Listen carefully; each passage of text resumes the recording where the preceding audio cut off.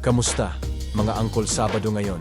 At inaayos ko ang simple kong podcast room habang naghahanda sa trabaho sa opisina. Nagsisimula ako sa mabilisang pag-check ng gamit, nililinis ang mga kamera, inaayos ang mga tripod, at pinupunasan ang mga lente para siguradong maayos ang lahat. Sunod, inaayos ko ang podcast room sa pamamagitan ng pag-setup ng mic para sa malinaw na audio at pagposisyon ng softbox lights para sa professional na itsura. Pagkatapos ng mabilis na sound at lighting test, handa na ang setup.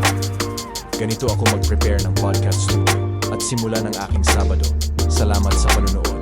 At huwag kalimutang mag-like, mag-comment, at mag-subscribe para sa mas marami pang behind the scenes na content.